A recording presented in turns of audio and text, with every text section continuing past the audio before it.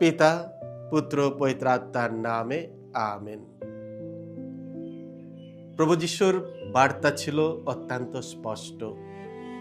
স্বর্গরাজ্য এখন খুব কাছেই।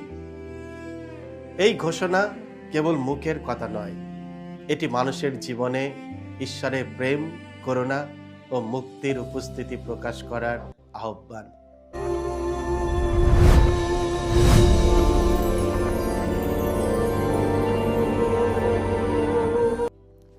খ্রিস্টে আমার পরম প্রিয়জনেরা, আজ জুলাই মাসের ৮ তারিখ, সাধারণকালের চতুর্দশ সপ্তাহ, বুধবার।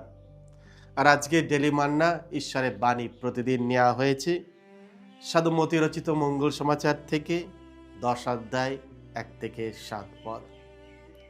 এসো আমরা ভক্তিভাবে আজকের এই বাণীটি শুনি। একদিন যিশু তার সেই 12 জন শিষ্যকে কাছে ডাকলেন। তাদের তিনি দিলেন অপবিত্র যত বিদেহী আত্মাকে তাড়িয়ে দেওয়ার ক্ষমতা, আর মানুষের যত রোগ, যত ব্যাধি সারিয়ে তোলার ক্ষমতা। সেই 12 জন প্রেরিতদের নাম এই: প্রথম শিমন, যাকে পিতরও বলা হয়, আর তার ভাই আন্দ্রিয়, জেবেদের ছেলে যাকব আর যাকবের ভাই যোহন, ফিলিপ আর বাতলমিও, টমাস আর করগ্রাহক মতি, আলফের ছেলে যাকব আর তাদিও, উগ্রধর্মা শিমন, আর সেই যোদা ইস্কারিয়াত, যিনি পরে যিশুকে শত্রুর হাতে তুলে দিয়েছিলেন। এই 12 জনকে যিশু তার দূত হিসাবে প্রেরণ করলেন। তাদের তিনি এই নির্দেশ দিলেন: তোমরা এখন বিজাতিদের কোনো এলাকার দিকে যেও না, সামারীয়দের কোনো শহরেও প্রবেশ করো না, বরং ইসরায়েল বংশের হারানো মেষগুলির কাছেই তোমরা যাও। পথে যেতে যেতে তোমরা এই বাণী সকলকে শোনাও যে স্বর্গরাজ্য এখন খুব কাছেই। এই হলো প্রভু যিশুর মঙ্গল সমাচার।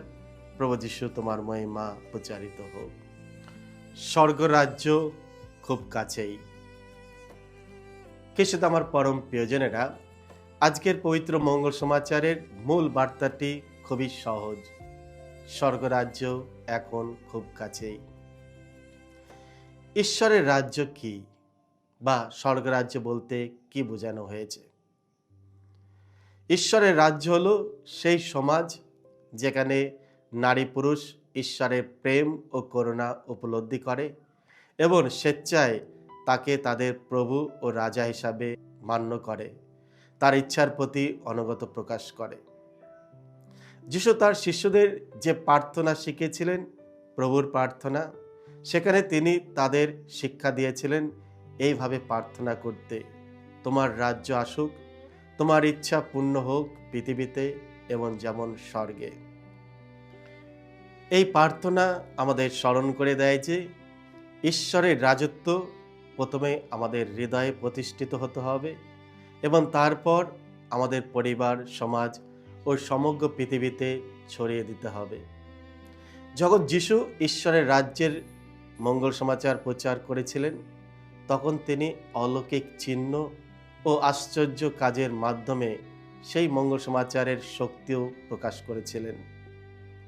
তিনি শারীরিক, মানসিক ও আবেগগত নানা রোগ আক্রান্ত মানুষদের সুস্থ করেছিলেন। তিনি মানুষকে পাপের দাসত্ব এবং অশুভ আত্মার বন্ধন থেকে মুক্তি দিয়েছিলেন। যে অধিকার ও শক্তি নিয়ে যিশু এই কাজ করেছিলেন, সেই একই অধিকার ও শক্তি তিনি তার শিষ্যদেরও দিয়েছিলেন, যাতে তারাও মানুষের কাছে ঈশ্বরের আরোগ্য ও মুক্তির বার্তা পৌঁছে দিতে পারে। মঙ্গল সমাচার শব্দের আক্ষরিক অর্থ সুসংবাদ। যিশু যে সুসংবাদ ঘোষণা করেছিলেন তা আজও সমানভাবে সত্য ও কার্যকর। স্বর্গরাজ্য বা ঈশ্বরের রাজ্য আজও আমাদের নিকটে রয়েছে।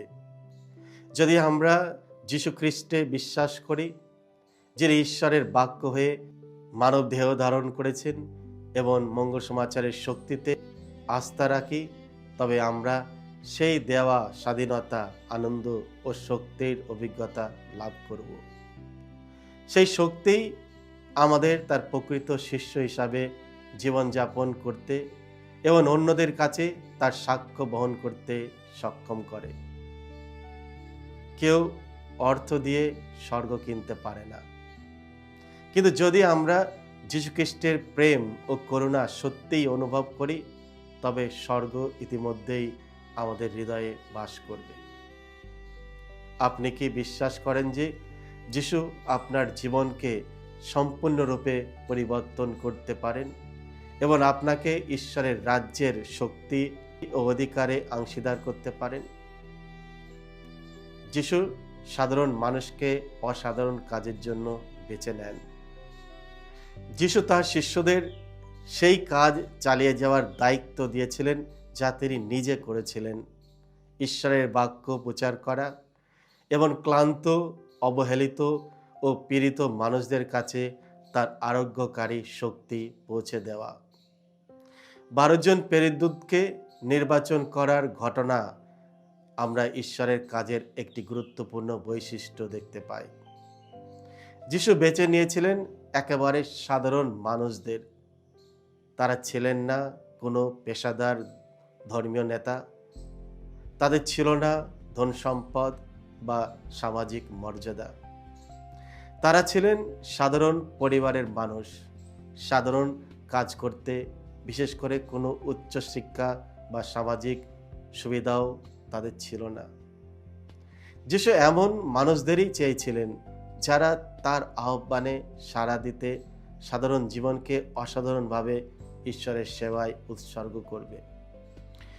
তিনি তাদের বেছে নিয়েছিলেন তারা তখন কি ছিলেন তার জন্য নয়, বরং তার পরিচালনায়, অনুগ্রহ ও শক্তির মাধ্যমে তারা কি হয়ে উঠতে পারবে সেই সম্ভাবনার জন্য। খ্রিস্ট আমার পরম প্রিয়জনেরা, আজও প্রভু যিশু যখন আমাদের প্রত্যেককে তার কাজের আহ্বান করেন, তখন আমাদের মনে করা উচিত নয় যে আমাদের দেওয়ার মতো কিছুই নেই কিংবা খুব সামান্য আছে। আমরা যাই সামান্য নিয়ে আসি না কেন, প্রভু তা গ্রহণ করেন এবং তার রাজ্যের মহৎ উদ্দেশ্যে ব্যবহার করেন। এসে আমরা প্রভুর কাজে এগিয়ে আসি। প্রভু যেভাবে তার শিষ্যদের তিনি আহ্বান করেছিলেন, মনোনীত করেছিলেন এবং তার শক্তি, তার কর্তৃত্ব, তার অধিকার তাদের ওপর ন্যস্ত করেছিলেন তার কাজ সামনের দিকে এগিয়ে নিয়ে যাওয়ার জন্য, তিনি আজও সেই একই শক্তি, সেই একই অধিকার দিয়ে আমাদের ধন্য করবেন। এসো আমরা তার শক্তির ওপর ভরসা রাখি, বিশ্বাস রাখি যে আজও তিনি আমাদের মধ্য দিয়ে তার কাজ পরিচালনা করছেন। সকলকে জয় যিশু। ঈশ্বর আপনাদের সকলকে আশীর্বাদ করুন।